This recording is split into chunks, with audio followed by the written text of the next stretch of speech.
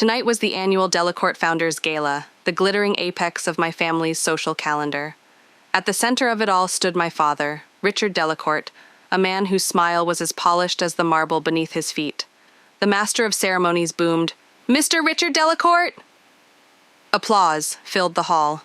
My father strode to the podium, basking in the glow. "Thank you," he began, his voice charming boardrooms and breaking spirits. "Tonight, we celebrate family. A legacy of strength I'm proud to one day pass on to my son, Marcus." He gestured to my brother, a perfect replica of our father. My mother, Anna, watched with a pristine, approving smile. The perfect family. And then I moved. I stepped from the shadows. A single spotlight, operated by a man I'd paid very well, found me. A murmur of shock rippled through the crowd. I was Alara Delacourt, the forgotten daughter, the ghost at their feast. My father's smile faltered.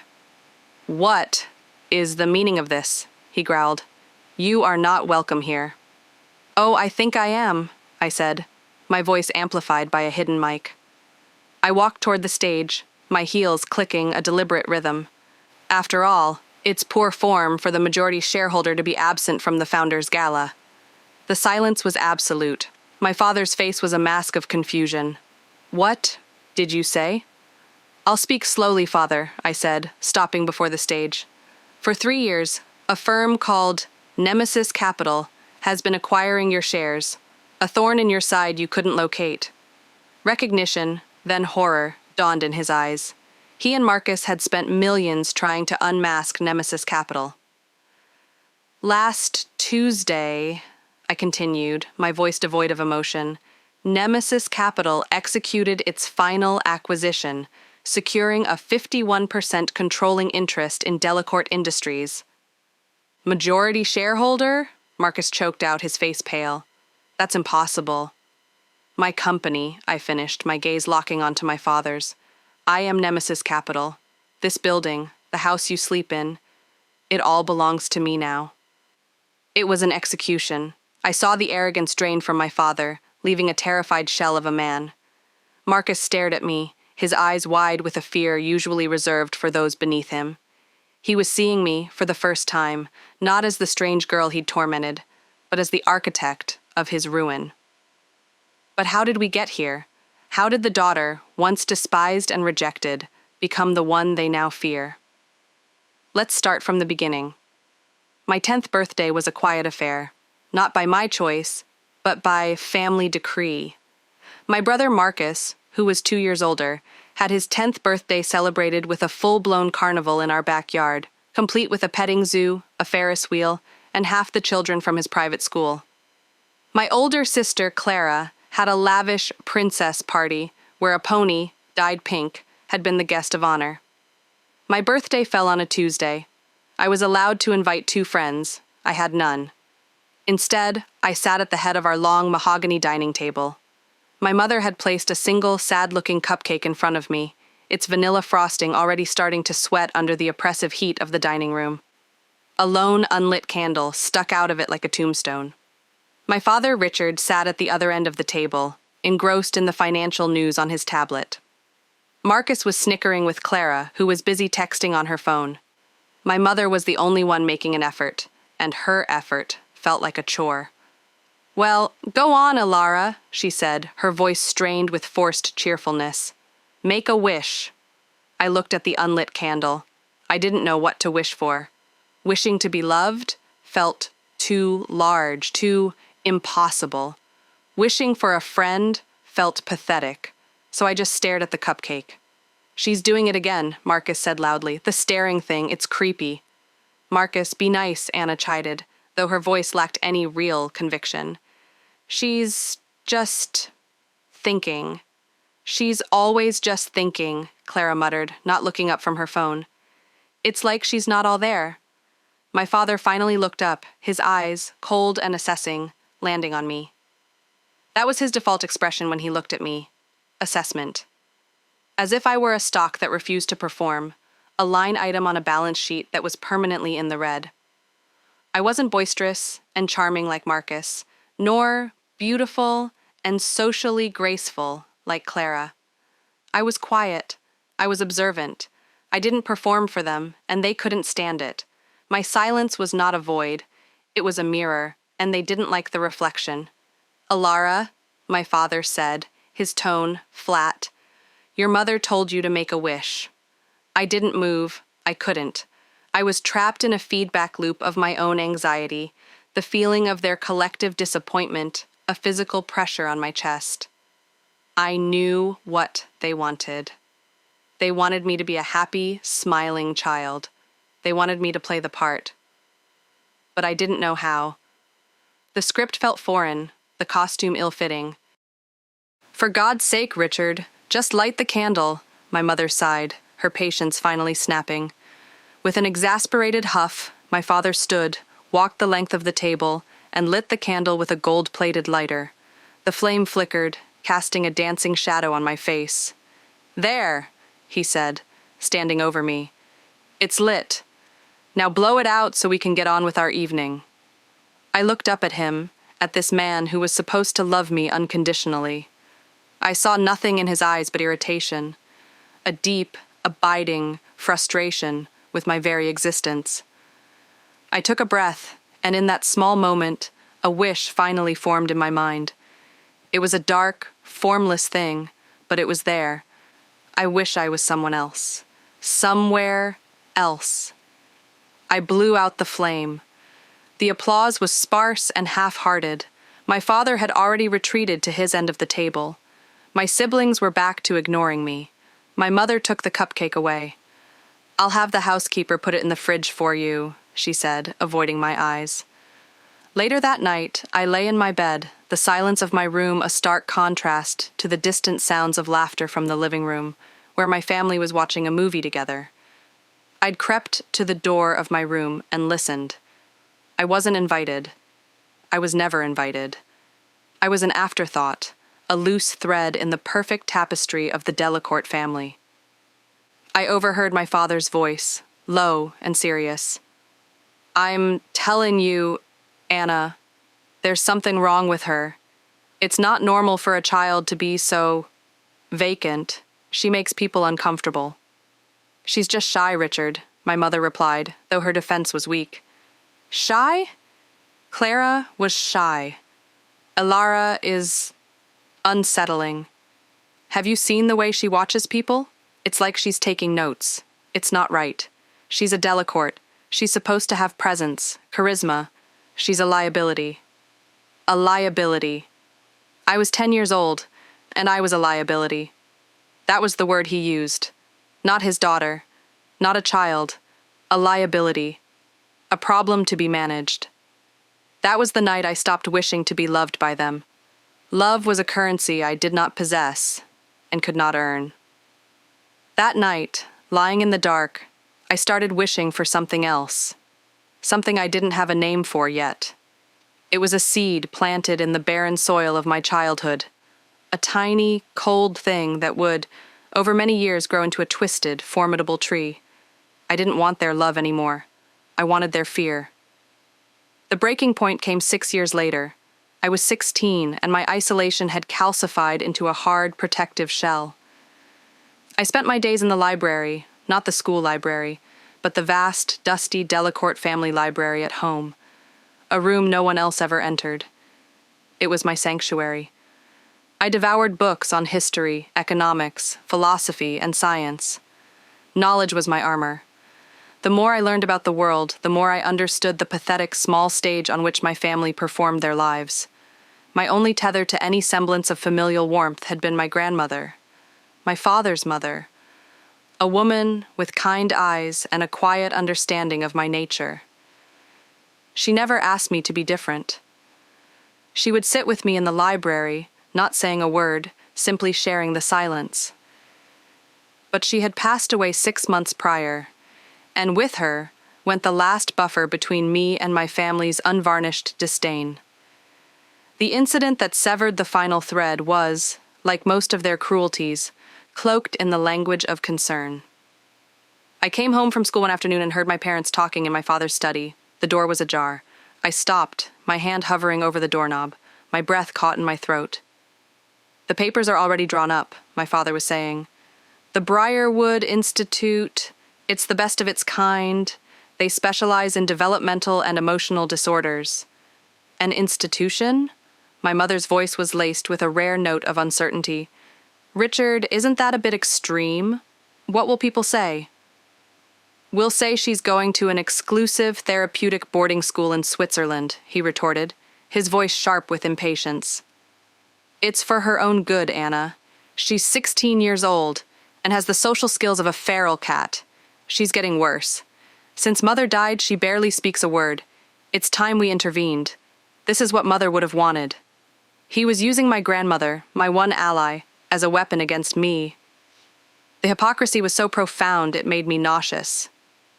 It's not just for her good, he continued, his voice dropping to a conspiratorial whisper. It's for ours. Marcus will be entering the business world soon. We need to present a united, perfect front. We can't have her lurking. She's a stain on our image. A stain. I had graduated from liability to a stain. I backed away from the door, my heart pounding a frantic, trapped rhythm against my ribs. They were going to ship me off, lock me away, and erase me from their perfect picture. It wasn't an act of love or concern. It was a corporate decision, a tidying up of a messy variable. That night, something inside me didn't just break, it vaporized. The quiet, lonely girl who flinched at harsh words was burned away, leaving behind a cold, hard resolve. I was not going to be erased. I was not going to a place called Briarwood. I went to my room and packed a single bag. I took the emergency cash my grandmother had given me years ago, a crisp $500 bill she had pressed into my hand, whispering, "For a rainy day, my little sparrow." The storm was here. I also took something else. From my father's study, I stole a small, leather-bound ledger. I had seen him consulting it late at night. I didn't know what it contained, only that it was important to him, and therefore, it was valuable. As I slipped out of the house into the pre-dawn chill, I took one last look at the grand, imposing structure that was supposed to be my home. It wasn't a home, it was a prison. And I was finally staging a jailbreak. I didn't know where I was going. I only knew I was never, ever coming back. Not as the girl they knew anyway. I would return, but as someone else entirely. Someone they couldn't ignore. Someone they couldn't erase. I would become the storm they never saw coming. The first year was hell. A 16-year-old girl with $500 and a stolen ledger doesn't last long on the streets of a major city. I learned about hunger, about cold, about the predatory nature of people who can smell desperation. I slept in shelters, in bus stations, and for one terrifying week, in an abandoned warehouse. I learned to be invisible, to observe, to blend into the cracks of the city. My childhood of being a ghost was now a survival skill. During the day, I lived in the public library. It was warm, safe, and filled with the one thing that had never failed me: knowledge. I read everything I could, but my focus shifted from the abstract to the practical. I taught myself how to code from old textbooks. I read about finance, corporate law, and market analysis. And I studied the ledger. The small leather book I had stolen was my Rosetta Stone. It wasn't an official accounting book, but my father's private record of his special deals. It was a map of his corruption. Backroom handshakes, bribes disguised as consulting fees, shell corporations used to hide assets and evade taxes. It was a detailed instruction manual on how the powerful truly operate, written in my father's own arrogant scrawl. It was the greatest gift he ever unknowingly gave me. My break came in the form of a man named Julian. He was a former professor of economics who had been disgraced and fired from a prestigious university for his radical anti-corporate theories. He now spent his days in the same library, a gaunt figure with wild gray hair and eyes that still burned with intellectual fire. He noticed me. He saw the books I was reading, the notes I was taking. He saw the hunger in my eyes, and it wasn't for food. One day, He sat down across from me. "You're either planning to take over the world, or you're the most ambitious auditor I've ever seen," he said, his voice a gravelly rasp. I didn't answer, just stared at him. He smiled, a rare, genuine thing. "The world isn't run by armies and governments, kid. It's run by debt and data. Everything else is just theater." He became my mentor, my Fagin. He let me stay in his cluttered, book-filled apartment in exchange for helping him with his research. But he did more than that. He honed my mind. He taught me to see the patterns in the chaos of the market. He refined my coding skills, showing me how to build algorithms that could analyze and predict financial trends with terrifying accuracy.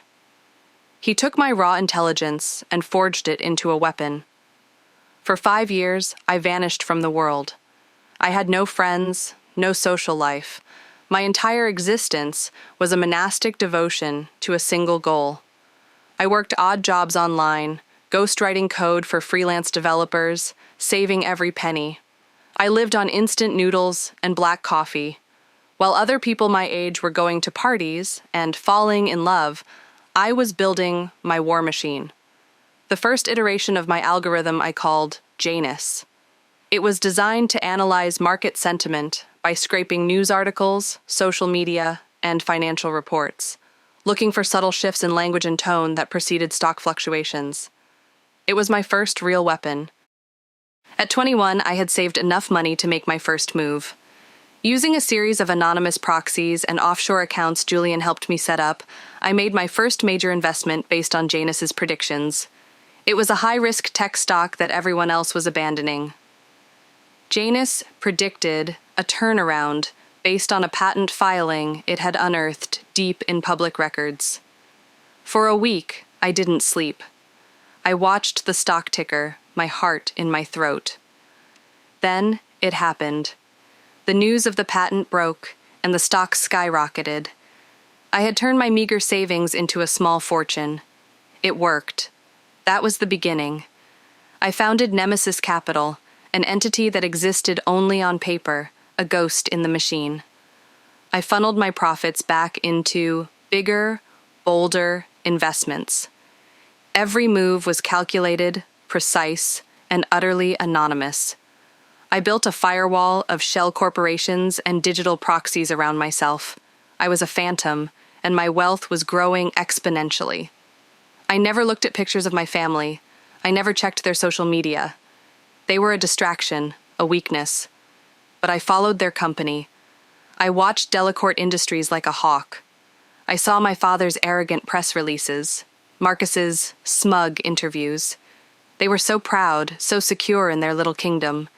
They had no idea a barbarian was at their gates. I had moved beyond the hurt, the anger. All that was left was a cold, clear purpose. The girl who ran away in the night was gone. In her place was a strategist, a predator. I was no longer the liability. I was the reckoning. The first tremor my family felt was subtle. A lucrative mining contract in South America they had been certain of securing suddenly went to a competitor. The competitor's bid was only marginally better, but it was smarter, leveraging logistical data that Delacorte's team had somehow overlooked. My father was furious, blaming his acquisitions team for incompetence. He never imagined an outside force had deliberately fed that data to his rival. That force was me. A few months later, a promising tech startup they were poised to acquire was bought out from under them for a price far exceeding its public valuation. The buyer was an anonymous fund that seemed to appear out of nowhere.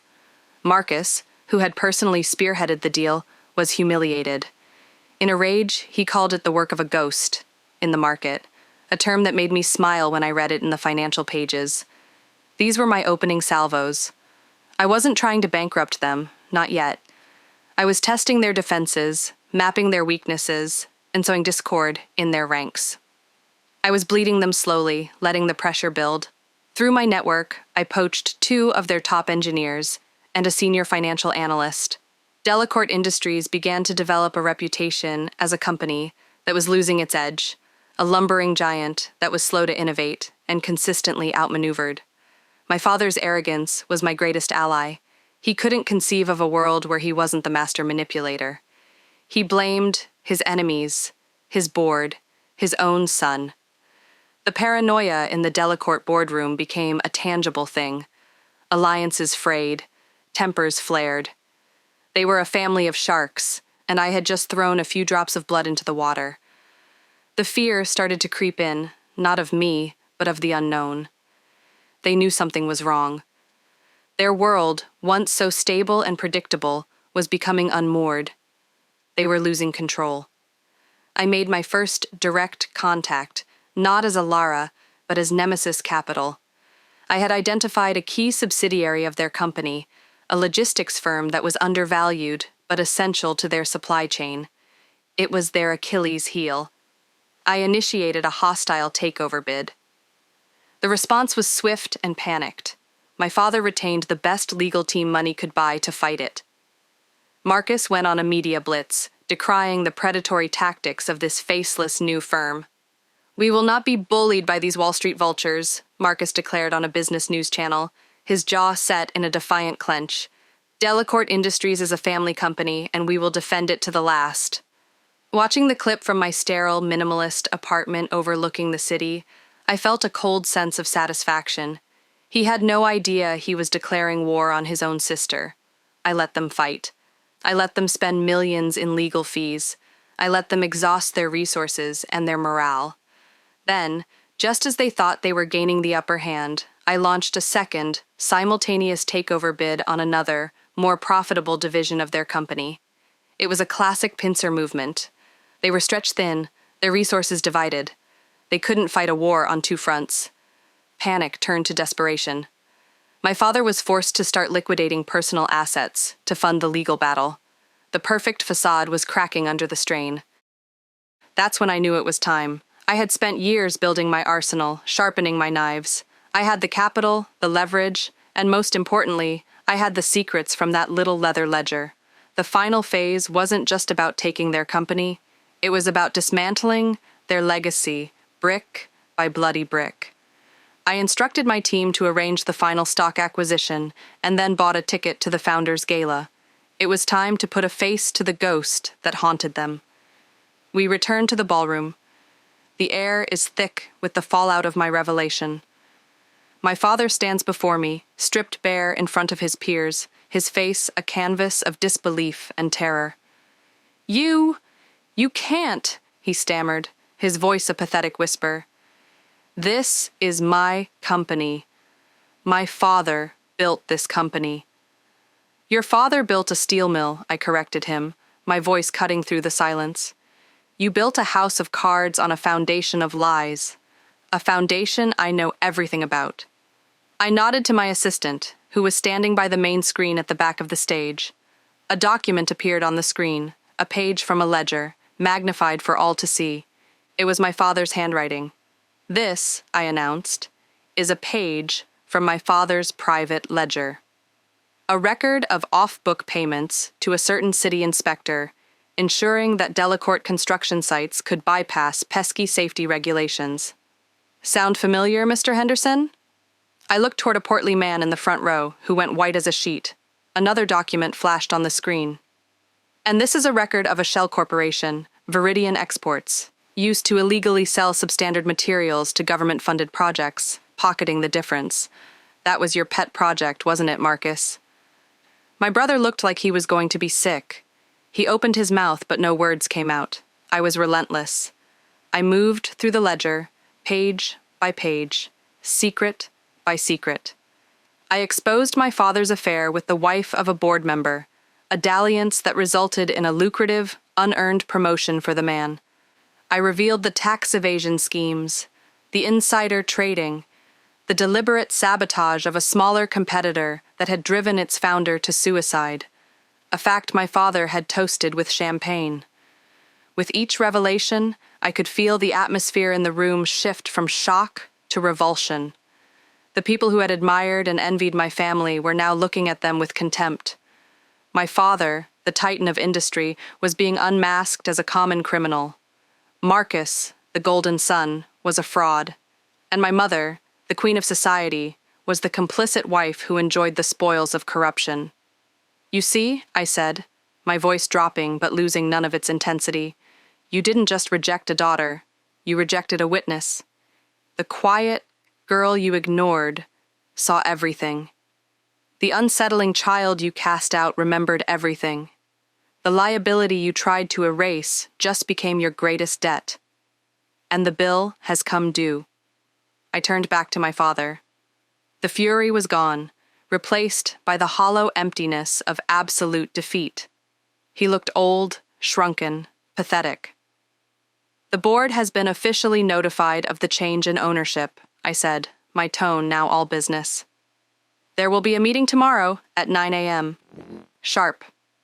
You are all, of course, terminated, effective immediately. Security will escort you from the premises tonight.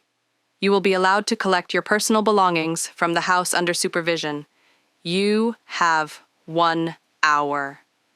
My mother finally broke. A strangled sob escaped her lips. Ilara, please, she begged, her voice cracking. We are your family.